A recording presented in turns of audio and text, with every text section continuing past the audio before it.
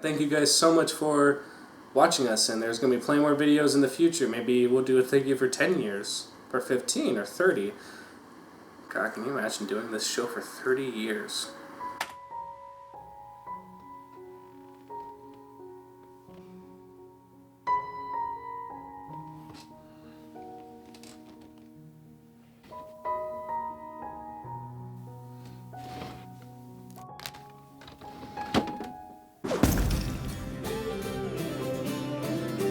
Don't judge based on appearances is a lesson taught countless times in both movies and television. It serves as a reminder not to get so set in our ways that we refuse to be open to new ideas. The subject of today's investigation teaches that lesson in two ways. First and most obvious, it's a central theme in this movie's story. The second teachable moment comes from how I misjudged this movie at a glance. Animated films cast celebrities all the time, but sometimes marketing flaunts that fact a little too much. And although in this case it did lead to a good meme, I believe casting should be about how good they are for the part, not how famous they are. This approach makes it feel like the studio is leaning on its famous cast because they don't think they can sell the movie on just the story, which in turn diminishes my confidence in the movie being good. But when I actually sat down and watched Smallfoot, it turned out to be a rather pleasant exception to the rule. So today, I'm going to be revisiting it to demonstrate why.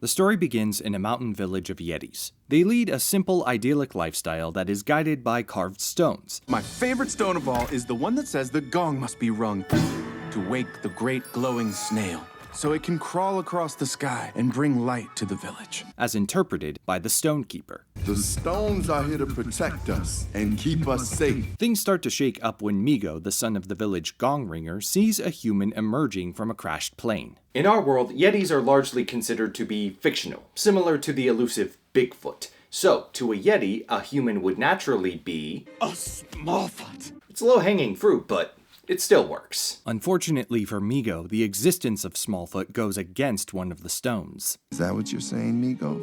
That a stone is wrong? And despite his proof slipping away, Migo stands by his word, I guess I am. which gets him banished from the village. That's my son. Just give him a little time alone out there to think. He'll come to his senses. That's very tragic considering Migo was just leading a musical number about how great his life is. They've all got a smile on their face. Another reason I love this place, 'cause it's always full of life and never boring. Catchy as it may be, it also contains this very suspicious passage. Do you seriously believe mammoths are holding us up?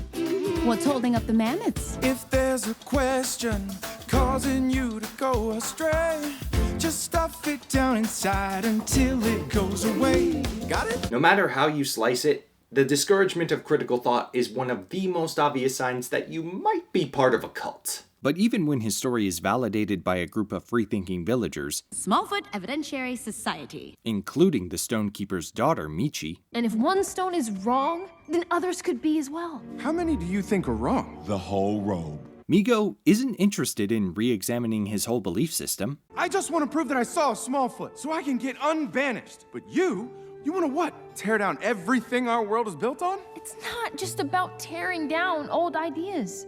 It's about finding new ones. This leads into the movie's second song. Take a look around and see the world we think we know, and then look closer. In addition to Zendaya just being a good singer, this song has a great message. Be curious Lead your intuition, don't leave any stone unturned. and take in everything that the world has to offer. A message that's well complemented by the visuals of the sequence. 'Cause a life that's full of wonder is a wonderful. This song is what convinces Migo to join his new friend's quest for the truth. It also marks the moment that I became fully invested in the story on my first viewing. The group lowers Migo on a rope to try to find out what's beneath the clouds surrounding the mountain. But when Michi's dim-witted brother comes poking around, shenanigans ensue. Something's not right here. Let me think about this. Yeah, I can't do math. You're coming with me. And Migo falls down the mountain, thankfully not to his doom. This is so not nothingness! Though he does endure a Looney Tunes share of pain along the way.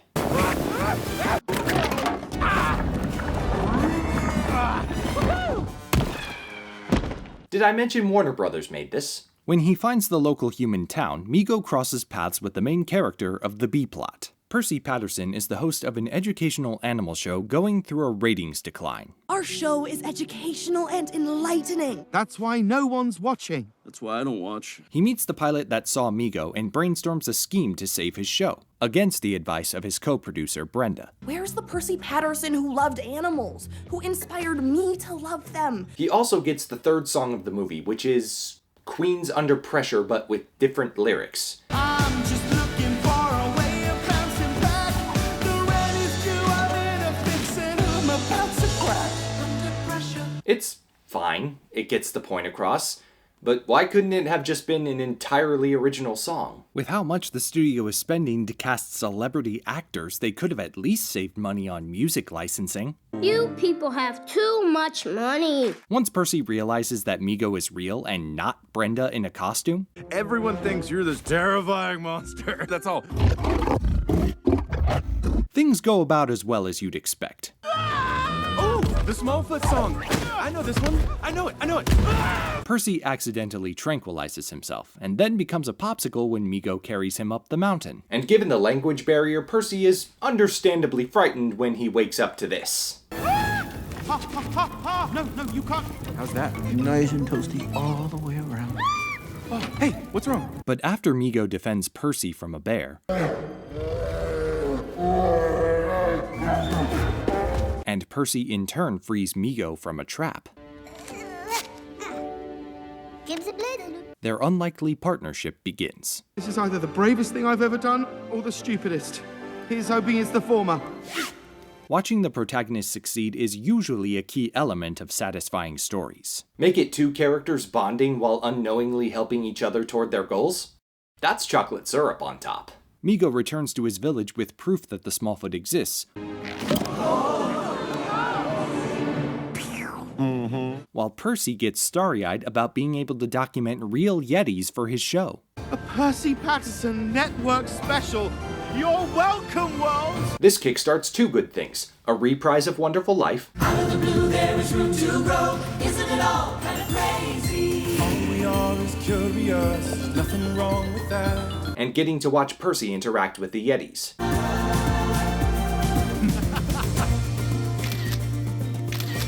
You look me in the sunglasses and tell me you wouldn't want to kick it with a yeti. There are complications with this new discovery. Earlier that morning, Migo's father witnessed the sun rising even though he had missed the gong. Don't ask.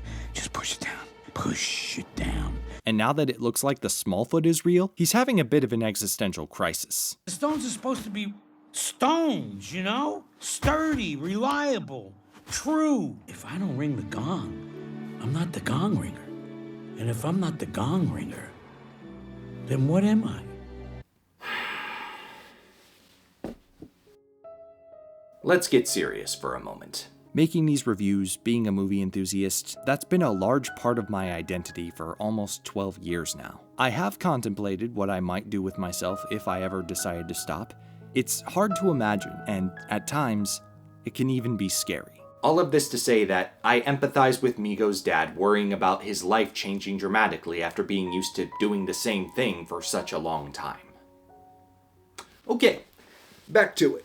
Migo is summoned to a secret chamber by the stonekeeper. If Stonekeeper were a truly evil antagonist, this would be the part where Migo mysteriously vanishes. But actually, he learns the troubled history between yetis and humans. Though we approach with wonder, they attack with their spears and their smoking sticks of thunder. We had no choice but to run and hide. Otherwise, we surmised we were facing genocide.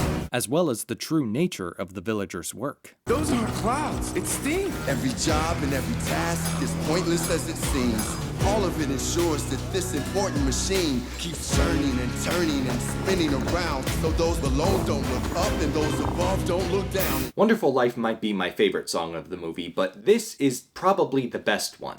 It definitely carries the most weight. It forces Migo to reconcile his discovery against his people's history. That while the stones perpetuate an existence based on lies, these rules have successfully kept Yetis safe for generations. Now look, because even if they hear these atrocities, the only thing stronger than fear is curiosity. Can I just mention again how happy I am that I gave this movie a chance?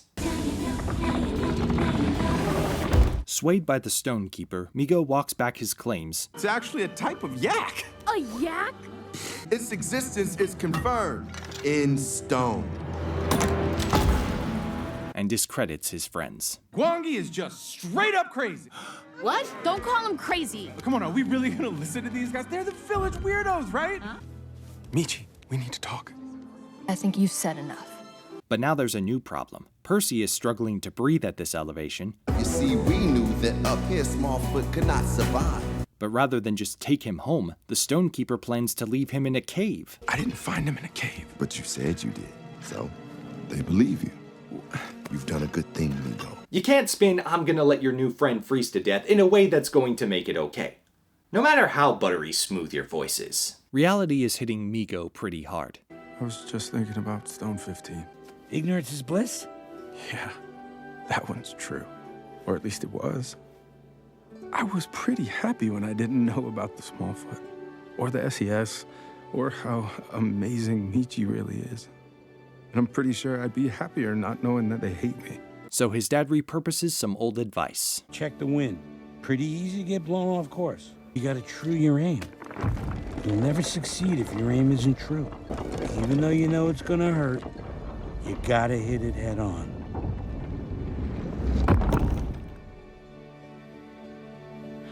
Given his earlier existential crisis, I think Migo's dad was the perfect vessel to deliver this message about facing hard truths. You already woke the village, son.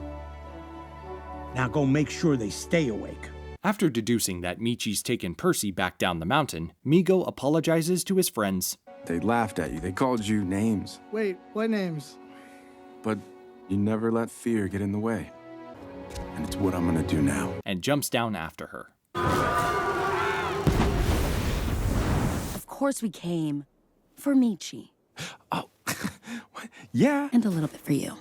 But mostly Michi. I appreciate the balanced messaging here. They're not ready to forgive Migo, but they do see he's genuinely trying to set things right. After Percy awakens on top of the coffee shop where Michi left him, he reunites with Brenda and then discovers that the footage he emailed to her when he thought he was in danger has now gone viral. This is everything you wanted. Back on the Yeti side of things, Michi is attracting unwanted attention.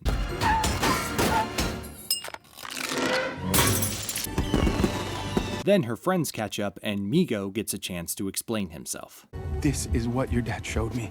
This is why I lied. They are monsters. No, they think we're monsters. And frankly, that's getting kind of old. We need more movies where a population sees a fantastical creature, reacts like this. So you like the panda? Like it? I love it! And then it just becomes a treasured part of the community. The Yetis are chased through town in the form of a delightful Pac-Man reference, before getting cornered by a helicopter, which then falls victim to the whole road.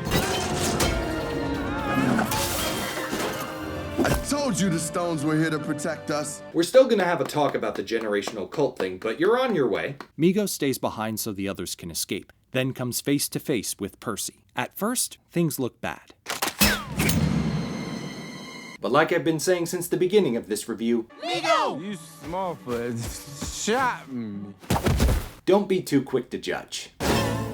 Oh, darn, you got me. Do you think this is some kind of joke? That depends. Did you think it was funny? Just a publicity stunt for ratings. And now we approach the film's conclusion. At the end of Let It Lie, Stonekeeper posed an important question. You think knowledge is power, Migo? What are you gonna do with that power? The answer? Migo gives his tribe a crash course on their true history. It's complicated, and it can be scary, but it's better than living a lie. and then gives them the chance to decide their future. We have to communicate, so it's up to us to decide what we want to do. The machine generating steam is shut down, and the Yeti population descends the mountain to officially reintroduce themselves to the humans.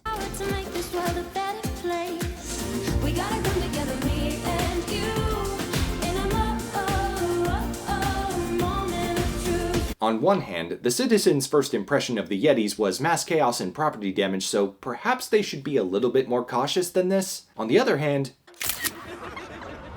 these Yetis do look very friend-shaped.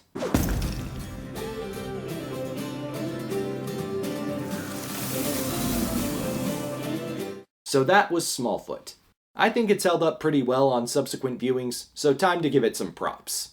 Let's face it, Disney may dominate the animated musical genre for the rest of my life, so it was nice to see a different studio give it a shot. And despite my trepidations, the celebrity cast did a pretty good job. In particular, I'd like to give props to Zendaya and Common for how well they performed their respective songs. But did they really need to have LeBron James playing Gwangi? If you were on the fence about this movie, would LeBron James make the difference?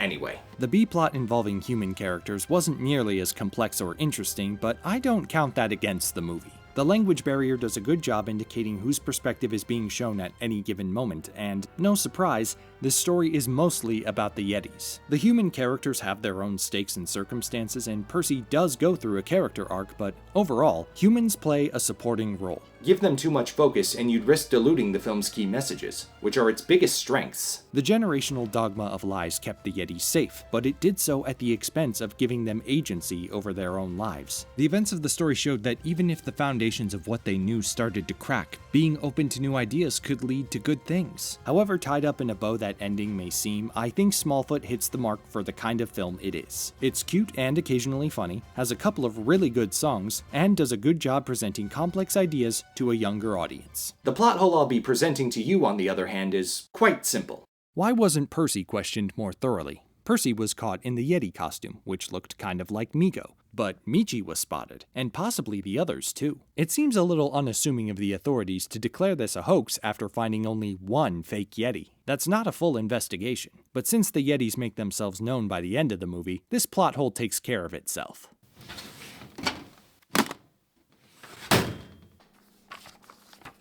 I think the subject of my next investigation will be myself.